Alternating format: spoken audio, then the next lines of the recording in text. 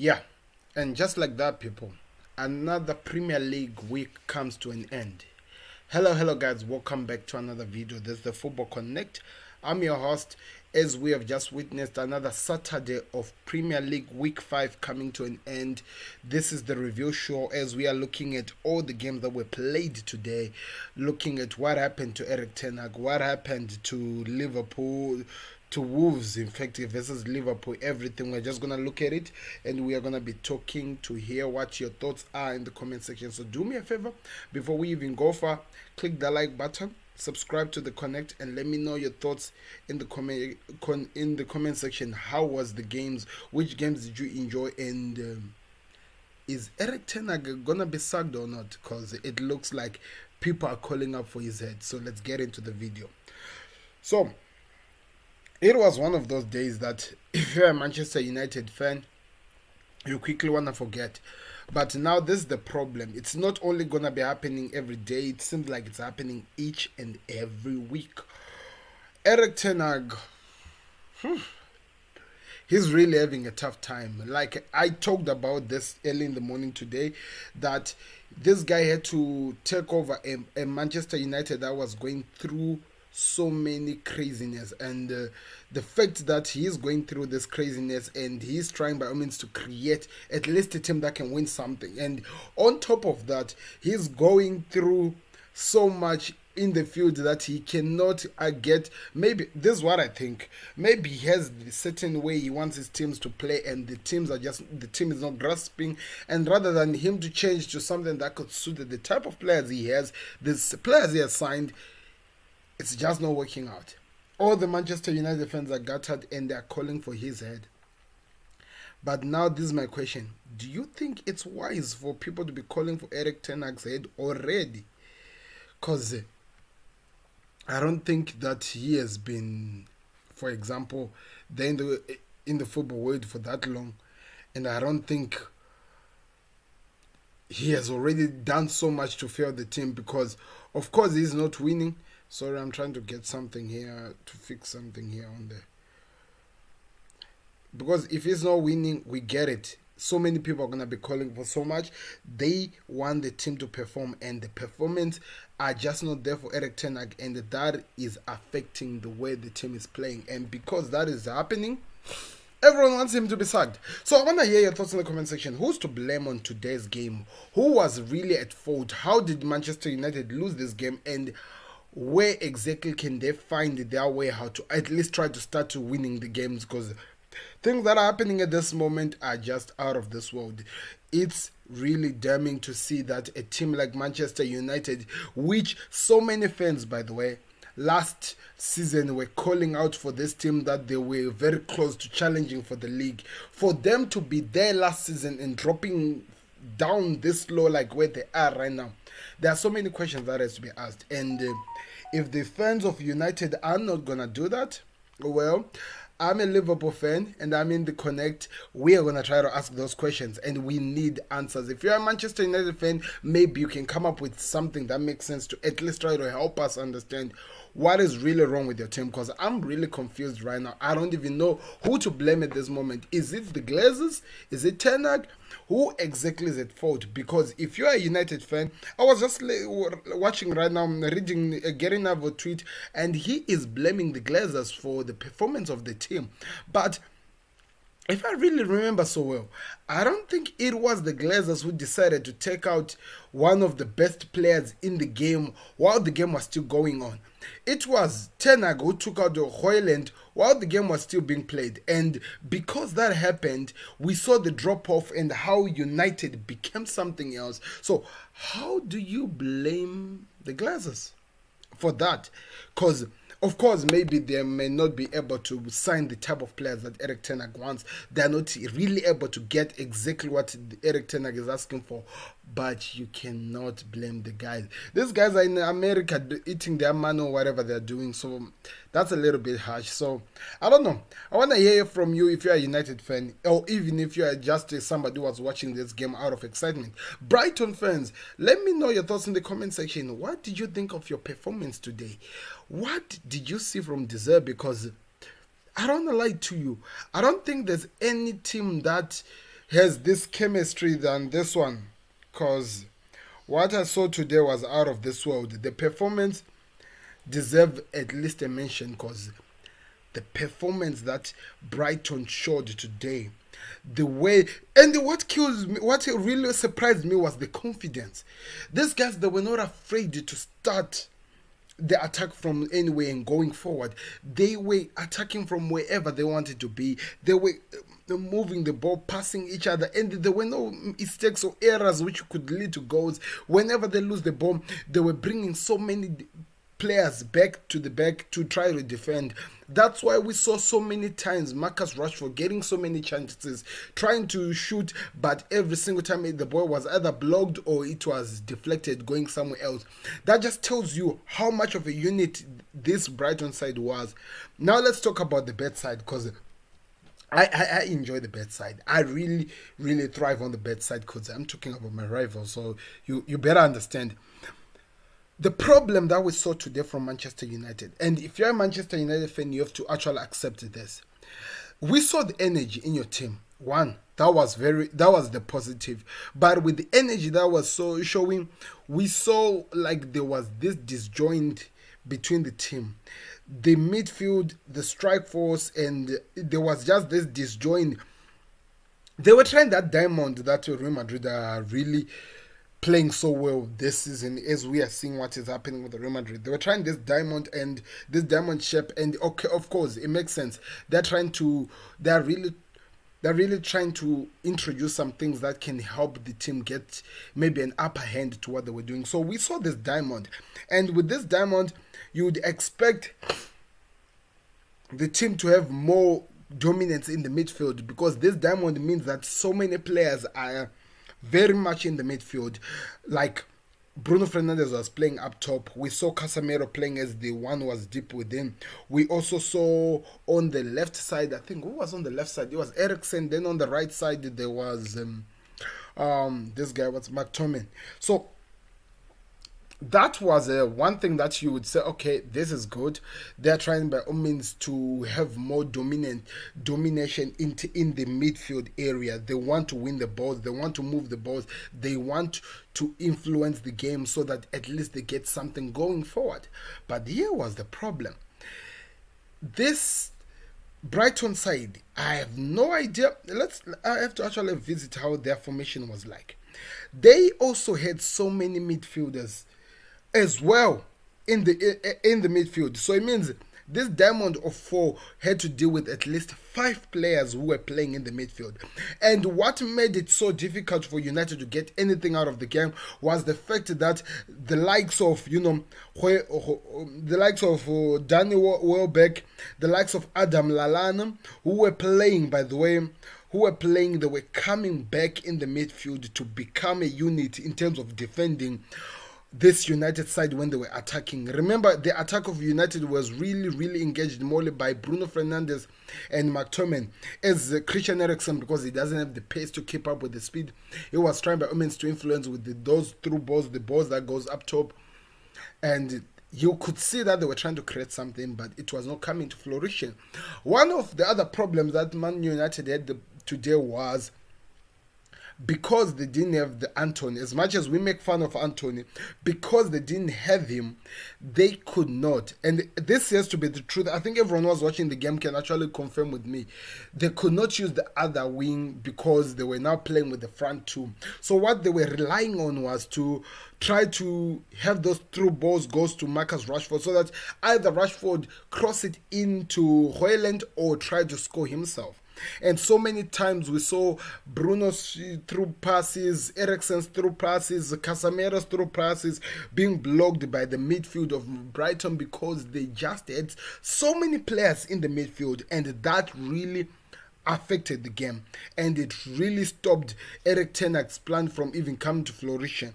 Now, the reason why I kept on telling you that there was that setting of a disjoint between the midfield and the strike force. Now, this scenario, Eriksen, let's just say this is what has happened. They're on a counter-attack Manchester United. Eriksen goes forward. Bruno goes, of course, he's forward, so he goes forward. And you see that, and McTominay goes forward as well. Who's left? with the defense. While we are talking about Reguilon and Dalot, they're also up forward. Who is behind to stop when they're hit on a counter attack? Because so many times there were so many counter attacks that, of course, they have the likes of Matoma, who's very, very much a pacey player. So if they could set the ball to him, he goes with the speed. Who was coming in from United to try to help the defense? It was only Casemiro, and sometimes you could find that Casemiro is trying to stop another player who was going alongside with Matoma, which kept on leaving Manchester United weak in certain position, and that's where I felt like they were attacked the most in this game. And you could feel that they were really trying by all means to create something out of nothing, but we were seeing the game, there was really nothing that they could move on from. There was really nothing that they could say maybe they could rely and hope that they can create something, because they were just lacking in those moments. And the other thing that we saw, I think this was Eric Tenhag, because he saw Scott McTominay playing so well up forward. I thought he told him to keep going forward and not come back in defense. And because Eriksen doesn't have the speed, he was meant to be the one who drops in with Casemiro. That was a total failure on its own, because so many times when of course Brighton were going forward, we saw that if Dalot was outclassed by Matoma, or maybe let me just Eric Lamptey, because for this whole thing to work, Lamptey had to be an important player, because they knew that he was not dealing with the Anton who always disturbs him there. So De Zerbi made sure that Lamptey was next to Matoma at the behind, so that the speed can keep Dalot under pressure, and also McTominay. And McTominay could not really win with aggression so many times. It forced the likes of Bruno going to that direction, the likes of Casemiro going to that direction. So those are already three midfielders who are already taken by the two players who are just playing there, which opened up the whole entire game and the whole entire time for Brighton to do exactly what they wanted. That's why you could see that when the ball was going to Lamptey, he was able to cross it in, and when it goes in the midfield inside the 18 area of Manchester United, there is a midfield who's totally unmarked, because they're either focusing on Højbjerg, on this guy, they're either focusing on Welbeck or maybe Lallana or somebody who was up forward. That's why we saw goals from Pascal Groupes, and we also saw another goal from, who was the other one? João Pedro, in those same areas. So it felt like it was something that was visible to any human eye, that these guys are just using the pace of the Lamptey and Matoma as they run in. They're drawing back the likes of Casemiro, they're drawing back the likes of Bruno on that side, and when they cross it in, either Welbeck has drawn the butcher Alessandro Martinez, and when he tries to come back to cover, it's already too late. It's an empty net, and Onana has to just hope that maybe the player misses. But in the 3 goals that were scored, he was scoring. He did really came up into the game later on, Onana, because he was really lost in the beginning of the game. I really felt sorry for the guy. It feels like the whole world is against him, because so many Jaguar fan groups are still missing their goalkeeper, and they are attacking Onana. So he did come up into the game, and he was able to help by stopping some of the chances, which in some time could have been turned into goals. So you would really understand that there are some certain things that are missing in this Manchester United team, and because of like situations like I said in the morning, which United are dealing with, the fact that Sancho has decided to go and become one of the managers with the under 18. Yeah, we saw it on Twitter. He was actually watching the under 18, or maybe Antonio has decided to go, is going through the craziness that is happening in Brazil. Manchester United just feel so exposed, and I am really afraid of what's going to happen next. If this continues, Eric Tenhag's job is really on the line.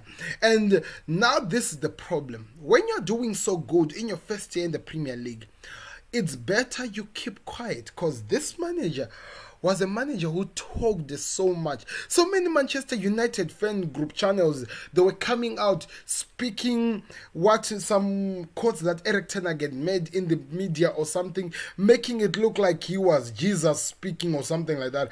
They made this guy look like he was something so special that we've never seen. And now, when he's being called to performance, we are seeing things like this. Deserber really had the number on this guy, and their winning run at Old Trafford has now come to an end.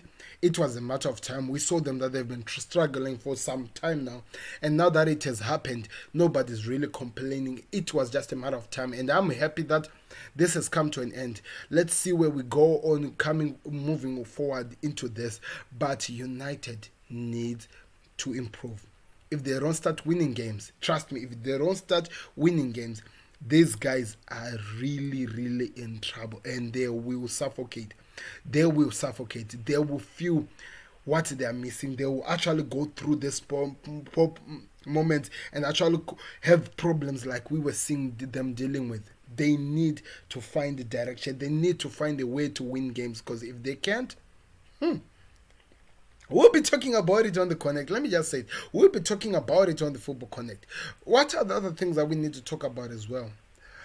I feel like Manchester United has to try by all means to stop the highline attacks and stuff like that. Because, to be honest, as we are seeing things that are happening, we can see that this team is not really there.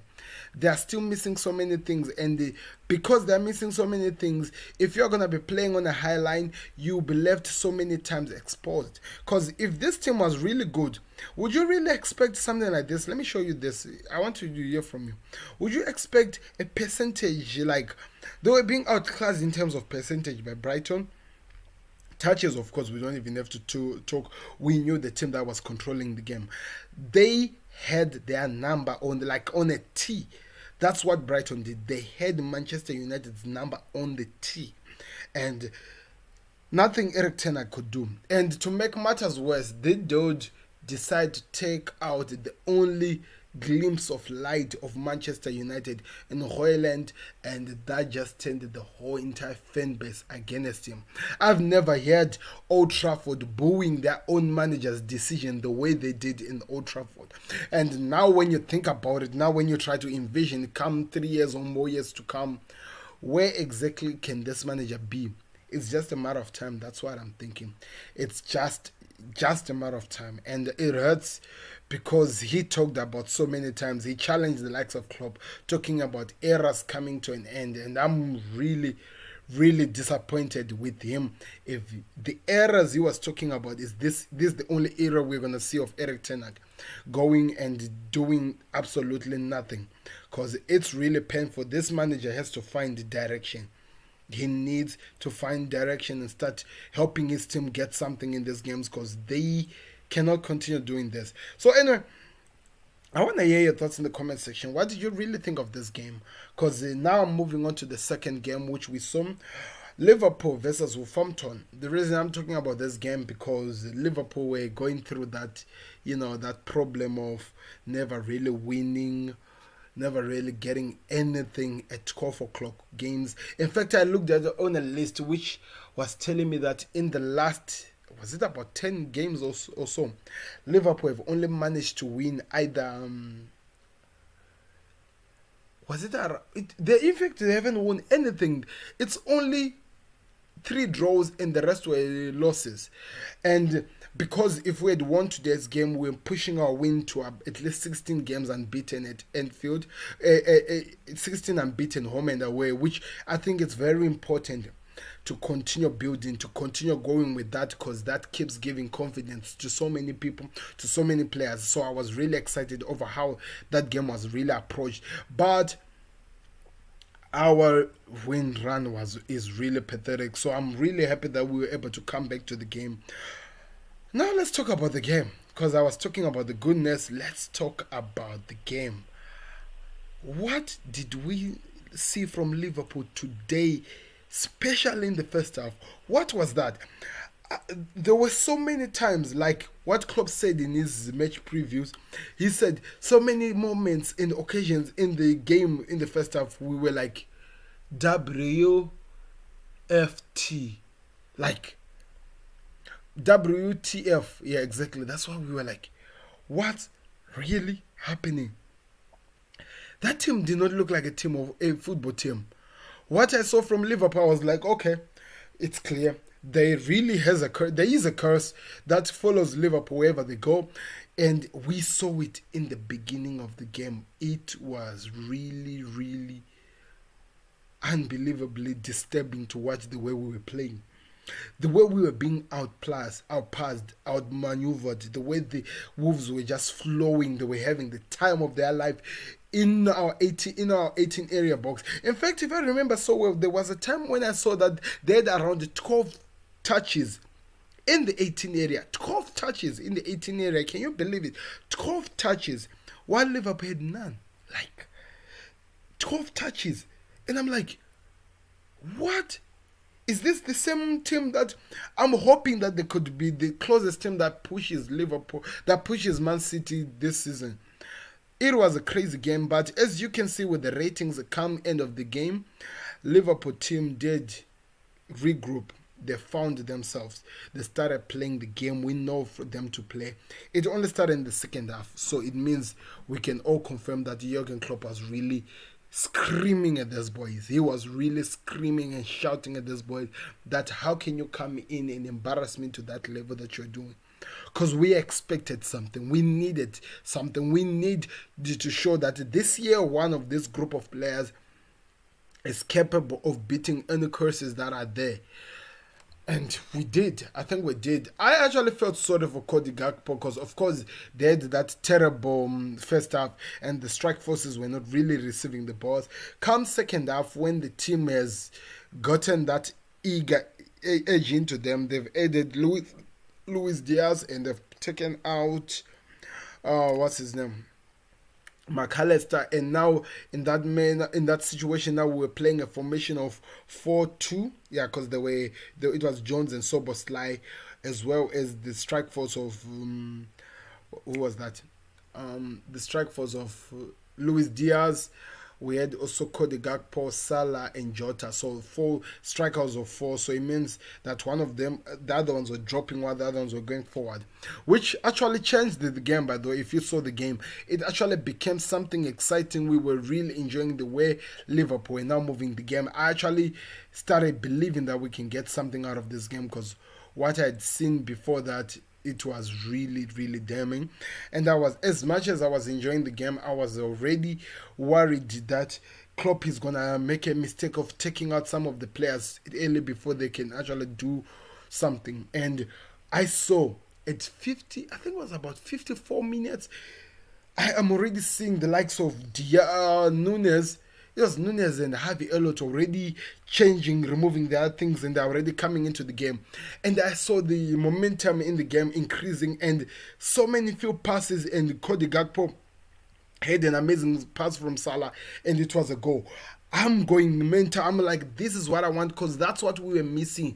Them winning the balls. They were always second to the balls in the first half. They were always struggling to get into the game, this Liverpool squad. But it felt like at that moment they found themselves. They really did regroup and they started performing the game, the performance that we wanted. We started seeing them. And I'm seeing him already taking out a player. And I'm like, Klopp, don't you think that this is too early?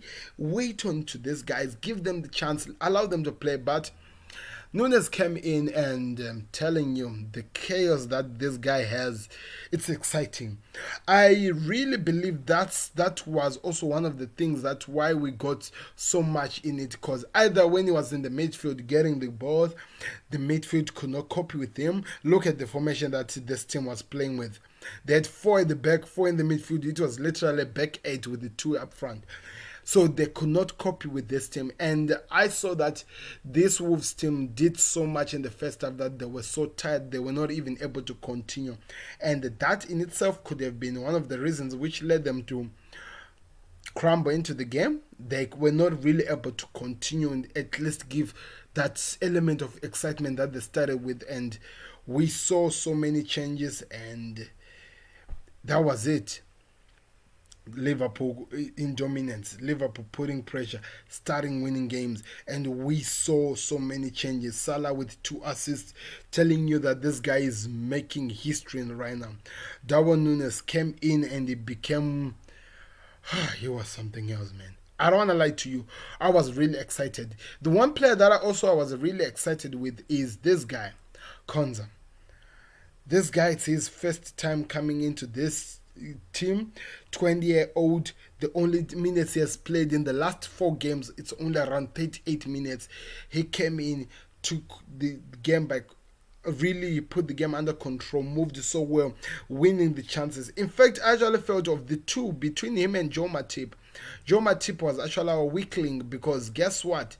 Joe Gomez was in the game, and what was causing that was Joe Gomez was really being outplayed by Wolves. They could not really cope with Neto. Neto caused so many problems to this Liverpool squad, and we really did struggle to get into this game. So as he was causing so many problems, so many things were happening backwards, and this is what was happening in the first half. Let me just try to make it so clear to people who are watching. You see where Soboslai is. You see where Curtis Jones is. Look who was in the midfield. A guy who was jet lagged, who was coming from the game, who's still tired in McAllister.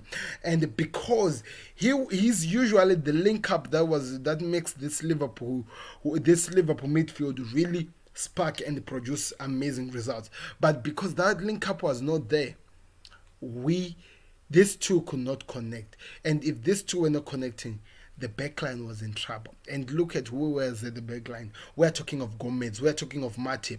They were the last team that was embarrassed the last time when they were beaten by 3 goals to 0 by Wolves. So there were already so many things that were missing into this team. So when Klopp came in at second half and took out McAllister and I think he put on Luis Diaz.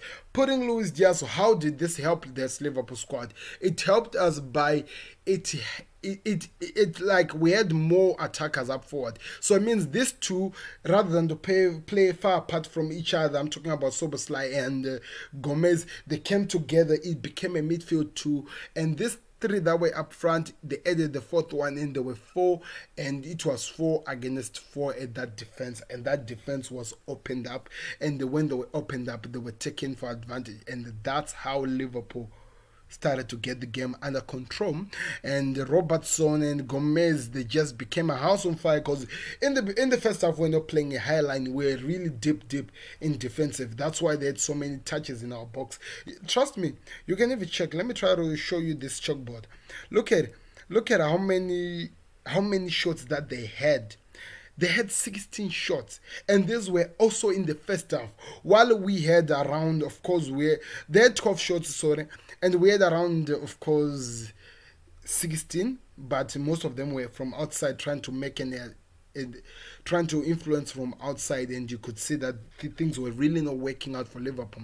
And when we talk about the blocks, Liverpool had to really be out on top, but after the things were sorted out, look at the touches that Liverpool had. By the way, the blue is Liverpool. The touches that Liverpool had, this was now in the second half. And one man who really impressed me with Liverpool was Soboslai. Look at how many touches he had going forward in the opposition box, how many touches he was making and how many movements he was doing. This guy was playing as a defensive mid, but he was allowed by Klopp to move on. This was only in the second half when he had this much influence, but look at where he is. So many people don't really give so much respect in Soboslai and what he's doing, but when you look at what he did today, one man has to really give some respect in terms of how much of an impact he's offering to this Liverpool side. Look at, again, I cannot even show you. Look at the heat map. Look at how he was, the way he was moving, and if you could add the guy who was added in. I want to show you in Diaz. When Diaz came in, how this link up was able to help Liverpool to produce something. So, Of course, we are not really there yet as Liverpool, as we could see, and it looks like as things are stands right now, we are the reason. We are causing our own chaos, and as we cause the chaos, we are really struggling to even have a performance that can produce something. And when we don't do that, we are being exposed so many times. And I feel like now that the next game against West Ham, by the way, which gave Manchester City a problem, when we go to that game, I am hoping that we are ready. I'm hoping that this team is ready to work together. I'm hoping that Trent Alexander-Arnold is there. I'm hoping that so many players are there so that we start to at least try to get, direction in what Liverpool are trying to make. I want to know your thoughts in the comment section. What did you really think of the performance of Liverpool, and why do we always have to be the ones who causes our own chaos first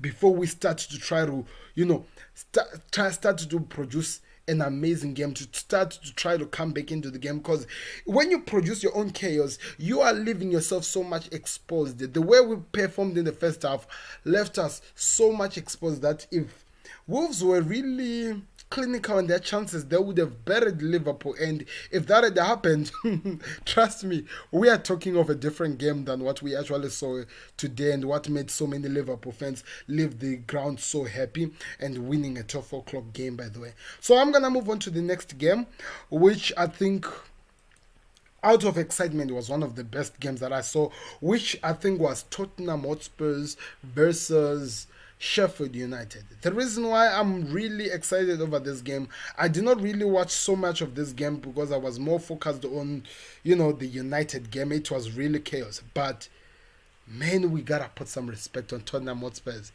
And what this guy is this Postecoglou or something like that? What this man is making out of this team, it's out of this world. The way he's able to inspire and put this forceful nature in this team, that they never give up. This game, they had lost it. To be honest, when you look at the game, the way Tottenham Hotspurs were playing, they had lost it. And again, Sheffield coming short. They did this thing against Man City where it felt like they are putting everything into the 90 minutes. But when the extra time comes, when the last minute comes, where it really matters, they are slowing down, and they are hoping that their defense helps them. And that left them exposed today as well, and that's how they lost the game. Now my problem is that the excitement for me came to the way Tottenham Hotspurs found themselves, the way they were able to regroup when everything was going against them, when it looked like they were really gonna lose this game, the way they found themselves, and bringing on Richarlison and scoring the winning goal again. I was watching Expression and he was doing the brew blood again. That just tells you how much there is really a difference when it comes to Tottenham Hotspurs. It looks like they are now believing again. It looks like they have something to prove. They are number 2 in the Premier League at the moment because they deserve to be where they are. They deserve to be where they are. They are showing the hunger. They're showing the excitement. They're showing they really want to prove something. And if this continues, I'm telling you, we are gonna witness one of the best games in this, one of the best teams in this Premier League this season. And I really enjoyed it. I really enjoyed, especially the last minutes. I watched more like the last minutes of the game, watching how they were like touch of the balls, the chances, how they were trying to break down this Sheffield team, which I have to really be clear, and I hope there's a Sheffield United fan in the comment section. This team called Sheffield United is really gonna be so difficult to break down because the way they are so good in defending and the way they're able to cause havoc in terms of hitting teams on counterattacks and getting chances, it's gonna be a problem for teams who are really not really ready to stop this team from doing anything, because what they're showing is that they have something to prove. They're working so hard to give somebody, give so their fans something to hold on to, because they were already relegated in this Premier League without even entering into without even kicking the ball yet. Now they're showing that they're creating, that belief. They're showing that they have something to prove. Maybe we can say that we give the props to the manager, because whatever he's doing, it looks like it's working. And I don't know what I can say. Maybe if you were watching the game, you can come out and say what you think of the game. but it was exciting times. We are moving on to the Brighton game. We've already covered it. Well, let's move on to the next game we saw today, which was the which other game did we see today? Which was the Wolves game, the Man City game. Man City game, they almost lost, but I feel like the result, what you're seeing on the result, does not really tell the whole story of the game. West Ham, they're a different animal this season. If there's no one who's really coming out and actually saying the truth and saying that this West Ham side, it's really scary to talk about at this moment. They are a different animal. What they are giving us in the field, it's out of this world. They have set one of the best defensive lineup of all time that they're able to frustrate teams in this lineup that they're playing. And that Alvarez and Suchek defensive midfield that is there, which is a double pivot of a defensive midfield with Pequeta, Ward-Prowse and Bowen going forward, it's out of this world. Haaland missed so many chances. Erling Haaland missed so many chances. If he was really turning up the chances that he had, this could have been a different game. They would have betted this a long time ago without even going where we went. But he missed so many chances. And so many people are going to give some respect to Rodri in terms of his performance. But today he was playing on a defensive midfield alongside the Bernard Silva. So there was not so much exposure in the way he was playing. And so many times we see him performing so well because he usually has stones coming from a defensive, inverting, coming in and try to perform there. But what I'm saying, I'm not saying that Rodri was terrible. This guy is the best defensive midfielder we have at the moment in the world. But there are so many players who are helping him out to show what he's able to do. Foden came in. He was taken out for I think he came out for Matheus Nunes, if I'm not making a mistake.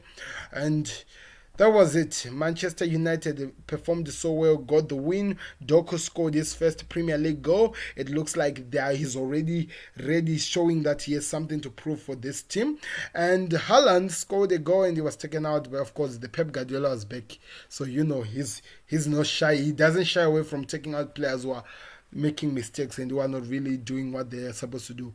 I feel like Vladio really struggled. I think it's going to take time for him to really fit into this team. Because when you look at the Manchester City team, I think it's only Edison, Vladio and Diaz who had the lower ratings of the whole entire team. Because I think he was getting exposed so many times. And that's where the cross, which Ward-Prowse scored, came from, by the way. So I think he has to improve in terms of how he catch up with the Premier League. Because I think it's going to take some time. But yeah, the team with the only 100% record wins again, another 3-1. By the way, 3-1, Brighton beat Manchester United. Liverpool beat Wolverhampton by 3-1. Aston Villa won by 3-1. And Man City won by 3-1. These are 4 teams that they won by the same record. That they won by the same, I don't know whatever I call it. You just let me know in the comment section. But there's so much to come, people. I'm just looking at all the other games. The other game that I can talk about, I've talked about Tottenham as well. Fulham versus Luton. There is so much that is happening with these ones, and I don't really know what else to say about this. There's so many things that they need to change, but Fulham, they played so well. I think they did so well. 1 goal. Luton Town, by the way, they are really turning up into that surprise that so many people are not really giving that respect to. Because you'd expect them to be embarrassed to be beaten by this Fulham team. Remember, when I'm talking of Fulham, I'm talking about a team that stopped. Was it Arsenal that they stopped? So if you see them playing the way they're playing, you have to put some respect on how they're playing the game and how they're making an impact into this Premier League. I really did hope that they were the surprise package of this season. But yeah, you cannot make that mistake. And we are seeing it. This Premier League can surprise you. If you think you got this Premier League figured out, man, you have never been this wrong. Things can just happen and this can just turn into something else. But anyway, let's see what Luton Town does, and I'm really excited if they're gonna be able to develop and actually give us some excitement going forward, because there's still so many games to be played. The other game that was played was Newcastle versus Brentford. Newcastle won a game at last after 3 games that they were just losing. So I think there's so much for Eddie Howe to be proud of. It was a penalty that was given to Callum Wilson. Sheffield did get a red card, by the way. They were given a red card because there were double yellows, which ended up leading into a red card. Brentford, I mean. So I don't know. There's just so many things that this team has to work on, especially this Newcastle side. They have to work on their confidence. Sheffield, that they felt like they did not take most of their chances. If maybe this guy was there, the guy was on strike, this would have been a different game. Trippier played so well. Things happened, as you can see on on this thing. I don't know. Who was your man of the match? There's really nothing much to talk about the way they were performing, because it feels like they're still trying to find the confidence. They're still trying to build themselves when it comes to Newcastle. So what I'll do is that I'll just go try to rewatch the games, really analyze it, maybe come back, because this is actually a 3-part series, by the way, people. Tomorrow I'll be back again talking about the other games that are being played. Arsenal are playing Everton at Goodison Park. That is an exciting game to be looking forward to, because there's gonna be a lot of things that could happen there. Also, we'll be watching. Yeah, I think that's one of the games that we need to keep an eye on tomorrow as well. There is a game on Monday, so this is a 3-part. So Monday becomes the last part where we're gonna be doing the match preview reviews. Because in tomorrow, of course, we do that one, but we'll only be talking about those games. But Monday, we do the compilation of everything. Maybe revisit, maybe I'll have a fresh view over the United saga, the way they performed. If you haven't heard what I thought of United, it is the beginning of this video. Go check it out. Go find out my thoughts, because I had so many things to say. So many United fans I had. Hashtag Eric Tenhag out is trending. There's a lot of things that could happen. But let me know your thoughts in the comment section. Which game did you enjoy, and which analysis do you think I did justice? Because I talked about Liverpool, really went too deep in terms of how they performed. I talked about United and also some of the games. So let me know in the comment section. Click the like button, subscribe to the Connect. I've been your host, Sam. We'll be back again tomorrow. So I hope you guys have an amazing evening. Let's see what the Premier League has for us in store come tomorrow. We are out. Peace. Subscribe. Leave your comments in the comment section, people. I'll go through them, I promise you. Remember, I told you that there will be some YouTube shorts answering some of the comments that I'm seeing on the comment section of the Football Connect channel. So, expect those things to come out. I'm out. Peace.